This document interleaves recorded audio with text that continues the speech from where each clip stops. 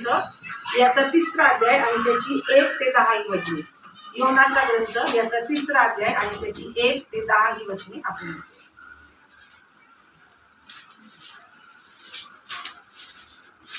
योना याचा 3रा अध्याय आणि त्याची 1 ते 10 ही वचने।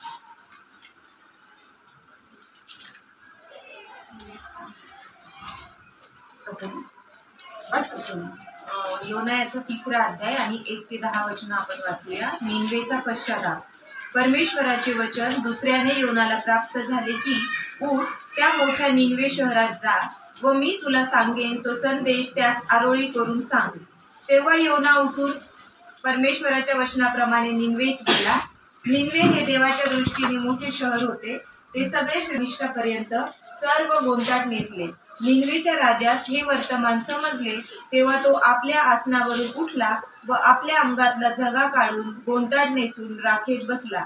त्याने जाहीरनामा काढून आपला व सरदारांचा असा ठराव निनवेभर प्रसिद्ध केला की कोणी माणसाने, पशुने, गुराढोरांनी व शेळ्या मेंढरांनी काही चाखू नये, खाऊ नये, पाणी पिऊ नये, तर मनुष्याने व पशुने गोंधळ नेसावे, देवाचा मोठ्याने धावा करावा आणि प्रत्येकाने आपल्या कुमार्गापासून, आपल्या हाताच्या जुलमापासून मागे फिरावे।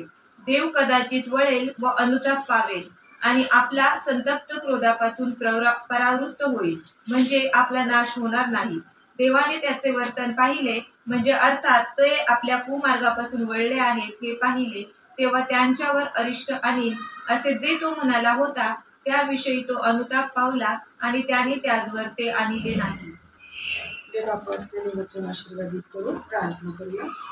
पवित्र पवित्र पवित्र थोर सेनाधीश प्रभू परमेश्वरा, हे दयागणा, या समयी परमेश्वरा सर्व जगिक चिंता, जगिक आवाज, काळजा, विवंचना, सर्व जगिक गोंगाट यापासून दूर परमेश्वरा आणि तुझ्या वचनाकडे आमचा कान लावत आहोत।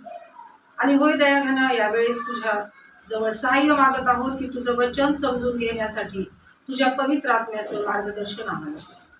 होय दयागणा, मनुष्य तो काय की तू त्याची आठवण ठेवावीस। आम्ही अपात्र जिभेचे अपात्र लोक आहोत बाप्पा, पण तुझं वचन बोलण्यासाठी तू आज उभं केलेलं असताना या जिभेला तू स्पर्श करू बाप्पा। होय दयागणा, आत्मिक कान आणि आत्मिक नेत्र तू भर आणि या समयी आमची भूमिका ही असावी की बोल तुझा दास ऐकत आहे। होय दयागणा, तुझं वचन ग्रहण करण्यास पुन्हा एकदा तू आम्हाला सहाय्य कर। तारणारा प्रभू येशू ख्रिस्त याच्या नावाने मागते म्हणतोय। प्रियांनो, उपास समयाच्या सुरुवातीलाच आजच्या या पहिल्या प्रार्थनेमध्ये आम्ही जो विषय घेतलेला आहे तो विषय आहे उपास समय। उपवास या शब्दातील पहिलं अक्षर जे आहे ते कोणतं आहे? पहिलं अक्षर उ। पहिलं अक्षर कोणतं आहे? उ। आणि या अक्षरावरती आम्ही आज मनन करणार आहोत। आणि ह्या उ अक्षराचा जर आम्ही उहापोह केला, त्याचा जर आम्ही बारकाईनं अभ्यास केला, तर या उ अक्षरापासून परमेश्वर आम्हाला सूचित करत आहे उठ। परमेश्वर आम्हाला सूचित करत आहे उठ। आमच्या परमेश्वराला आमचं कृतिशील जीवन आवडतं। आमचं कृतिशील जीवन आवडतं। आम्ही नेहमी कार्यरत असावं। आपण पाहतो की येशू ख्रिस्तानं ज्यावेळेस पाण्याचा द्राक्षरस केला त्यावेळेस त्यांनी शब्द बोलला असता तरी पाण्याचा द्राक्षरस झाला असता। पण आमच्या येशू ख्रिस्तानं शिष्यांना आज्ञा दिली की रांजण पाण्याने भरा। त्यांच्याकडून ती कृती त्यांनी काय केली? करून घेतली। आमच्या परमेश्वराला आमचं कृतिशील जीवन अपेक्षित असतं। आम्ही कृती करावी ही त्याची इच्छा असते। आणि इथे देखील या उपास समयामध्ये वेगवेगळ्या कृती तो आमच्याकडून अपेक्षित आहे। आणि त्यातली पहिली कृती आहे की तो आम्हाला कशातून तरी उठवत आहे। त्याची इच्छा आहे की आम्ही कशात तरी अडकलेलो आहोत आणि त्यातून आम्हाला काय करायचं आहे? उठायचं। आम्ही राखीच्या बुधवारी पाहिलं की उपास समय उपास समय उपास समय म्हणजे काय? जोपर्यंत आमच्या जीवनात बदल होत नाही तोपर्यंत उपास समयाचा आम्हाला लाभ। अन्न आणि पाणी वर्ज्य करणे केवळ एवढाच उपास नाही, तर उपास समय म्हणजे आमच्या जीवनात झालेला आमूलाग्र बदल, जो बदल आमच्या परमेश्वराला अपेक्षित आहे। आणि म्हणून हे बदल पाहत असताना आम्ही आज पाहत आहोत की परमेश्वराची इच्छा आहे की आम्ही उठायचे। आपण यशयाच्या 60व्या अध्यायातलं पहिलं वचन तोंडपाठ करतो, उठ प्रकाशमान हो, प्रकाश तुझ्याकडे आला आहे. आम्हाला हे माहित आहे की परमेश्वरांनी जुन्या करारातच आज्ञा देऊन ठेवलेली, उठ प्रकाशमान हो, प्रकाश तुझ्याकडे आलेला आहे. पण तो प्रकाश ग्रहण करण्यासाठी, तो आशीर्वाद घेण्यासाठी, आमच्या जीवनात तो प्रकाश पाडण्यासाठी आम्हाला कृती करायची आहे. आणि ती कृती आहे उठण्याची. ती कृती आहे आम्हाला उठायचं. कशातून उठायचं? आमच्या दैनंदिन जीवनातील छोट्या मोठ्या पापांच्या दलदलीतून आम्हाला उठायचं आहे. जी पाप आम्हाला ज्ञात आहे पण ती आम्ही सोयीस्कररित्या लपवण्याचा प्रयत्न करतो. आम्हाला माहित आहे की मी जे हे करत आहे ते चुकीचं आहे, पण मी त्याला पर्याय शोधते आणि ते लपवते. पण दावीद राजा म्हणतो, परमेश्वराकडून काहीच लपत नाही. ही जी आमच्या जीवनात ठिकठिकाणी लपलेली पापं आहेत, जी आम्ही झाकून ठेवलेली आहेत. देवाची इच्छा आहे, जर तुम्ही उपास समय पाळत आहात, जर तुम्ही उपास करत आहात, तर तुम्हाला महत्वाची गोष्ट करायची आहे. त्या पापातून जे तुम्हालाच माहित आहे त्यातून तुम्हाला उठायचं. आणि जर तुम्ही उठत नाही आहात तर तुम्ही ढोंगी आहात. देवाचं वचन सांगतं, तुम्ही ढोंग्यासारखे म्लान मूक होऊ नका. ढोंगाची आमच्या देवाला चीड आहे नाही का? आमचा देव सत्याचा देव आहे, त्याला ढोंग आवडत नाही. आणि म्हणून तो पहिली कृती आम्हाला करायला सांगत आहे, ती म्हणजे उठायचं आहे. पापाच्या दलदलीतून आमच्या जीवनात जे ठिकठिकाणी छोटी मोठी पाप, ज्या दलदली आहेत, ज्यात आम्ही अडकलेलो आहोत, रुतलेलो आहोत, खचलेलो आहोत, मजबूरन आम्ही त्याच्यात अडकलेलो आहोत, त्या दलदलीतून आम्हाला उठायचं आहे. आमच्या देवाची इच्छा आहे आम्हाला अंधारातून उठायचं. अंधारातून उठून त्या प्रकाशाकडं जायचं आहे. पापातून उठून त्या तारणाकडं जायचं आहे. निद्रेतून उठून त्या जागेपणाकडं जायचं आहे. असत्यातून उठून त्या सत्याकडं जायचं आहे. आणि तो सत्य, मार्ग, प्रकाश, दार सगळं काही कोण आहे? आमचा विश्वास. आणि या उपास समयामध्ये आम्हाला विकडीनं, तातडीनं आणि तत्परतेनं जे करायचं आहे, ती पहिली गोष्ट आहे आम्हाला उठायचं. जो शास्त्रभाग आम्ही वाचलेला आहे त्या शास्त्रभागामध्ये आपण पाहतो, योना याचा आपण अध्याय काढूया. योना याचा 3रा अध्याय आणि त्याचं 2रं वचन. उठ, त्या मोठ्या निनवे शहरास जा व मी तुला सांगेन तो संदेश त्यास आरोळी करून सांग. परमेश्वराचं वचन दुसऱ्यानं, पहिलं नाही, दुसऱ्यानं योनाला प्राप्त झालं. ते असं, उठ, त्या मोठ्या निनवे शहरात जा, मी तुला सांगेन तो संदेश त्यांना आरोळी मारून सांग. आता हे निनवे शहर काय आहे? तर हे निनवे शहर अराजकतेने, पापाने ग्रस्त झालेलं असं शहर आहे. इतकी मनमानी, इतकं पाप, इतकी अराजकता वाढलेली आहे की ते पाप परमेश्वराच्या नजरेपुढं गेलेलं आहे. परमेश्वर म्हणतो, त्यांची दृष्टाई इतकी वाढली आहे की ती आता माझ्या पुढं आलेली आहे. आणि म्हणून योनाला परमेश्वर काय करत आहे? उठवत आहे. आणि तो त्याला म्हणत आहे की उठ. झोपलेला नव्हता योना, तो त्याच्या दैनंदिन कामकाजात होता. आता पण इथे येण्यापूर्वी आपण आपल्या दैनंदिन कामकाजात, ते आम्हाला चुकलेलं नाही. त्या दैनंदिन कामकाजात तो व्यस्त आहे. आणि त्या दैनंदिन कामकाजातून परमेश्वराचं वचन योनाला प्राप्त झालेलं आहे, जे तू काम करत आहेस ते काम थांबव, तुला आता उठायचं आहे. आणि काय करायचं आहे? तर त्या निनवे शहराकडे जायचं आहे, कारण त्यांची दृष्टाई माझ्या पुढं आलेली आहे. आणि म्हणून त्या वचनाप्रमाणे आपण बघू की जर हे दुसऱ्यांदा होतं तर पहिल्यांदा काय होतं? हे जे वचन होतं, ही जी आज्ञा होती, ही दुसऱ्यांदा होती. तर पहिली आज्ञा कधी होती? आपण पाहूया योनाचा 1ला अध्याय आणि 2रं वचन. योनाचा 1ला अध्याय. पुत्र योना याला परमेश्वराचे वचन प्राप्त झाले की उठ, त्या मोठ्या निनवे शहरात जा व त्याच्या विरोधी आरोळी कर, कारण त्यांची दृष्टाई पुढे आली आहे. पहिल्या वेळेस तो काय म्हणत आहे? परमेश्वर त्याला उठ आणि त्या निनवे शहरास जा. आणि दुसऱ्या वेळेस म्हणत आहे की मी तुला जो संदेश दिलेला आहे तो संदेश जाऊन त्यांना सांग, कारण त्यांची दृष्टाई वाढलेली आहे आणि ती माझ्या पुढं आलेली आहे. या उपास समयामध्ये आम्हाला परमेश्वर हलवून उठवत आहे, कारण त्याला माहित आहे की आमच्या आजूबाजूला जे लोक आहेत ते अजूनही पापात अडकलेले आहेत. त्यांना हेच माहित नाही की हे पाप आहे. ते म्हणतात की हे तर करावंच लागतं, कारण की हे जीवनाचा भाग आहे.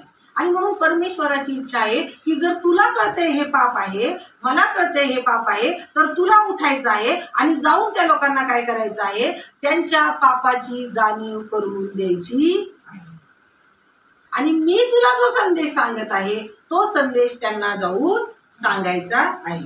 2 वेळेस परमेश्वर योनाला काय करत आहे, उठवत. पहिल्यांदा त्याच्या दैनंदिन जीवनातून तो त्याला जाग करत आहे. प्रियांनो, आम्हाला आमचं दैनंदिन जीवन फार प्रिय असतं. सकाळी उठणे, आमचं आवरणे, आमच्या व्यवसायाला जाणे, नोकरीला जाणे, मग तिथून येणं, मग आमचं घरकाम, मग आमची मित्रमंडळी, आमचं हे आमचं ते, आमचं दैनंदिन कामकाज आम्हाला सगळ्यांना प्रिय असतं आणि त्याच्यामध्ये आम्ही गर्क होऊन गेलेलो असतो. देवाची इच्छा आहे उपास समय जर तुम्ही साजरा करत आहात तर त्यात काहीतरी वेगळेपणा असतो. त्यात तुम्हाला तुमच्या दैनंदिन जीवनातून काय करायचं आहे, उठायचं आहे. आणि दुसऱ्यांदा तुम्हाला काय करायचं आहे, जे माझे लोक आहेत, जे पापात पडलेले आहेत, ज्यांना पाप माहीत नाहीये, त्यांना पापाची जाणीव करून द्यायची आहे. आणि त्यासाठी तुम्हाला जाऊन मी सांगत तो संदेश सांगायचा. जर त्यांना संदेश सांगायचा आहे तर आधी आम्हाला माहीत असणं, आडात नाही तर जर मलाच वचन माहित नाही तर मी पापात अडकलेल्या लोकांना जाऊन काय सांगणार. आणि म्हणून देव योनाला म्हणत आहे की मी सांगल तो संदेश तुला सांगायचा आहे. म्हणजे आधी परमेश्वरानं योनाला एक संदेश सांगितला, जो संदेश त्याला काय करायचा आहे, सांगायचा आहे. आता योना आपल्या दैनंदिन जीवनामध्ये जगत असताना अचानक आलेली एवढी मोठी जबाबदारी पाहून हडबडला आहे आणि त्याला माहित आहे की निनवे शहरातले लोक मनमानी करणारे आहेत. मी जर जाऊन त्यांना ज्ञान देऊ लागलो तर ते लोक मला जीवे मारतील. आणि म्हणून त्यांनी काय केलेलं आहे तर आपल्याला माहित आहे, त्याने देवाची आज्ञा मोडलेली आहे आणि त्या तार्शी शहराला जाणाऱ्या त्या जहाजामध्ये तळाशी जाऊन तो झोपलेला आहे. देवाने 2दा उठवलं होतं, योनाने तेच केलं. तो जाऊन काय झाला, झोपलेला. देवाचा गुणधर्म आहे नाही का, वारंवार संधी देणं. देव उठवतो प्रत्येक उपास समयात. उठ, उपास समय झाला की परत आपण झोप, उठ झोप. योना जाऊन काय झालेला आहे, तळाशी जाऊन झोपलेला आहे, गाढ निद्रा घेत आहे आणि वादळ उठलेलं आहे. आणि आता तिसऱ्यांदा पुन्हा कुणीतरी योनाला उठवत आहे. जहाजाचा तांडेल सैरभैर झालेले आहेत लोक वादळ बघून आणि तो तांडेल येऊन योनाला म्हणत आहे. वचन वाचूया, योना याचा 1 अध्याय आणि 6वं वचन. तेव्हा जहाजाचा तांडेल त्याच्या जवळ येऊन म्हणाला, अरे झोप घेत काय उठलास, झोप घेत काय पडलास, उठ आपल्या देवाचा धावा कर. न जाणो तो देव आपल्याकडे लक्ष देईल, म्हणजे आपला नाश व्हायचा नाही. तो तांडेल काय म्हणतो, त्याला माहित नाही आधी याला किती वेळेस उठवलंय देवाने नाही का. तो बिचारा वादळ बघून हडबडलाय, घाबरलाय आणि तो येऊन योनाला काय म्हणत आहे, उठ. आणि नुसतं उठू नको तर काय कर, आपल्या देवाचा धावा कर. नुसतं उठायचं नाहीये तर त्या उठण्याबरोबर आपल्याला आणखीन एक महत्वाची गोष्ट करायची आहे. ती गोष्ट ही आहे की आमच्या देवाचा धावा करायचा आहे. उपोषण, आक्रंदन करा, देवाला आरोळी मारा. न जाणो देव तुमचं ऐकेल. आणि म्हणून इथं तो तांडेल म्हणत आहे, उठ तुझ्या देवाचा धावा कर. न जाणो तो देव आपल्याकडे लक्ष देईल, म्हणजे आपला नाश व्हायचा. कोण, कुठला तांडेल, कोणत्या जातीचा, कोणत्या धर्माचा, कोणत्या देवाला मानणारा माहित नाही, पण तो येऊन त्याला म्हणते तुझा देव काय करल, आपला नाश होण्यापासून आपल्याला न जाणो वाचवे. योना मात्र अवज्ञेची झोप झोपला आहे. अनेक आज्ञा आम्हाला माहित असून आम्ही हट्टीपणानं त्या आज्ञा मोडतो आणि झोपेचं ढोंग घेतो आणि झोपी जातो. अवज्ञेची झोप हा योना त्या जहाजामध्ये घेत आहे, हट्टीपणाची झोप घेत आहे. आपणही कधी कधी हट्टीपणा करतो नाही का, माहित असतं हे नाही करायला पाहिजे, पण देवाच्या विरुद्ध आपण ते करतोच. आणि हेच योनाने केलेलं आहे. आणि तो झोपलेला आहे, पण देवाने त्याला झोपू दिलेलं नाही.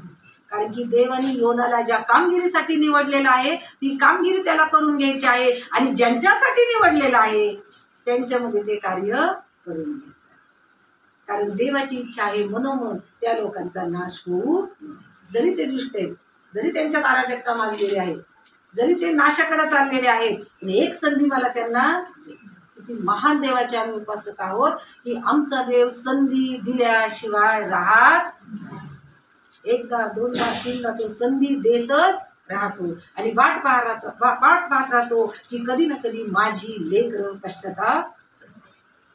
आज इथे बसलेल्यांमध्ये आपल्या कितपत तो उपास समय असेल नाही का, कुणाचा 3रा, कुणाचा 4था, कुणाचा 50वा, कुणाचा 40वा उपास समय असेल, 35वा, 30वा, कितपत तरी उपास समय असेल.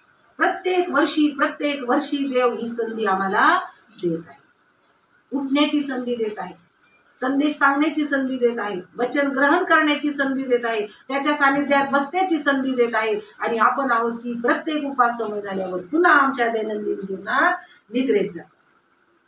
आणि त्या योनाला परमेश्वर, त्या तांडेलनी काय केलेलं आहे, उठवलेलं आहे. आणि आता मात्र काय झालेलं आहे, योना उठलेला आहे, त्याच्या सर्व गोष्टी लक्षात आलेल्या आहेत आणि त्या लोकांना त्यांनी सांगितलेलं आहे की मला तुम्ही समुद्रामध्ये उठवा.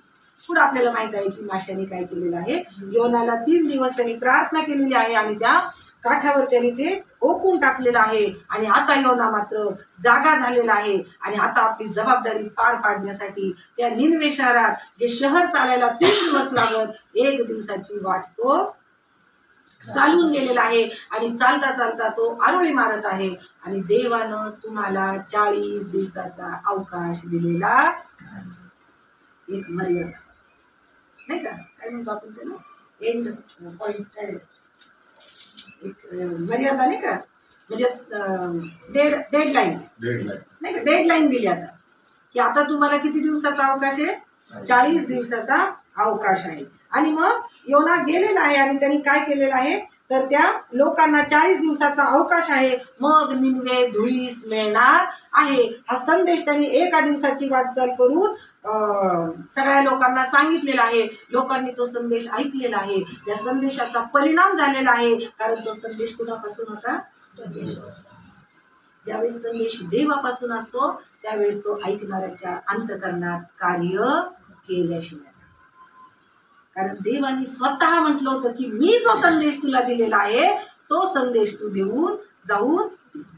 आणि मग तो संदेश लोकांनी ऐकलेला आहे आणि त्यांच्या अंतःकरणाला चुटपुट लागलेली आहे आणि त्यांनी लगेच त्यांची कृती बदललेली आहे, कृतीत बदल केलेला आहे. वचन वाचूया, योना याचा 4था अध्याय आणि त्याचं 5वं वचन.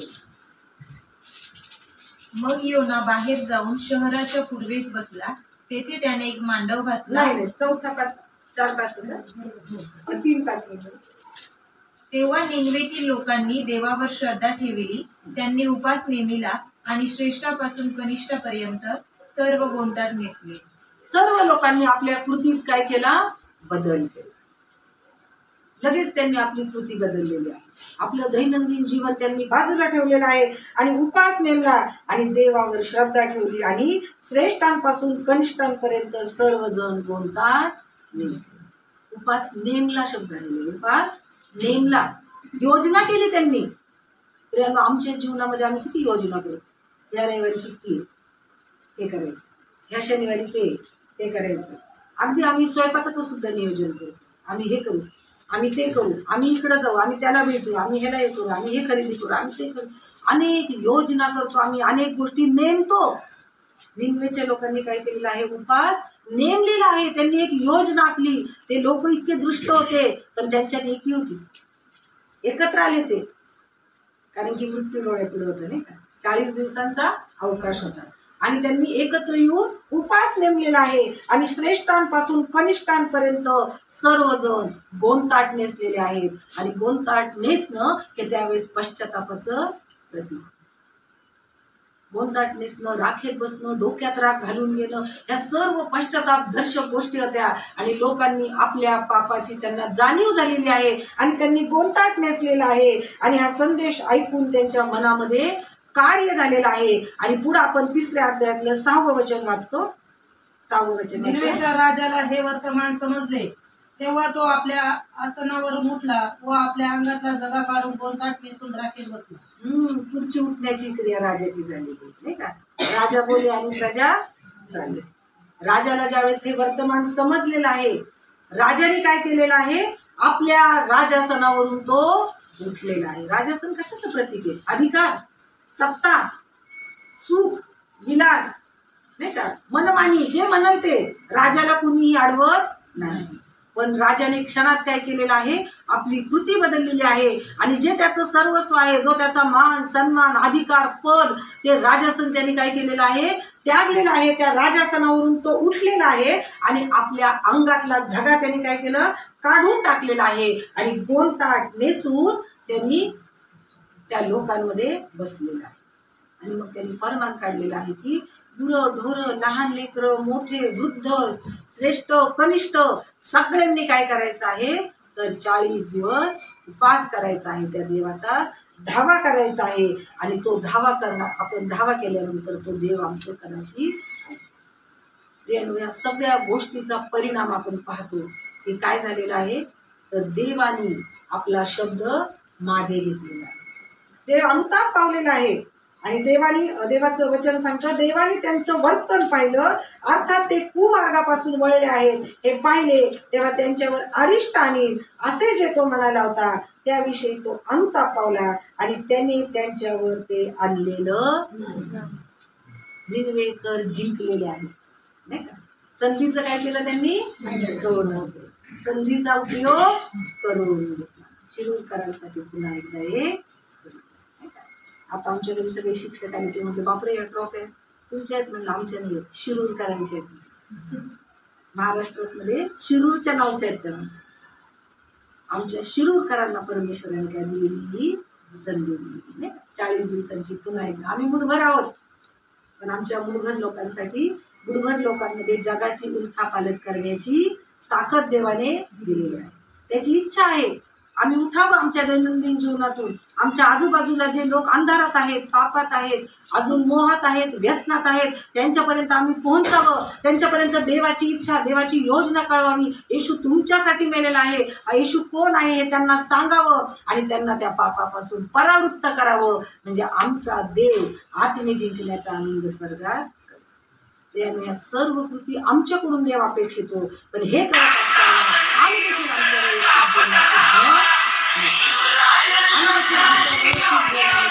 उठून देवाचा धावा करणं नाही. ते तिथेच या उपास समयाबद्दल आपण देवाचे की देवानं पुन्हा एकदा आम्हाला ही संधी दिलेली आहे. त्या संधीचा आम्ही उपयोग करून घेऊया आणि आमच्या दैनंदिन जीवनात ज्या पापात आम्ही अडकलेलो आहोत त्या पापातून उठूया.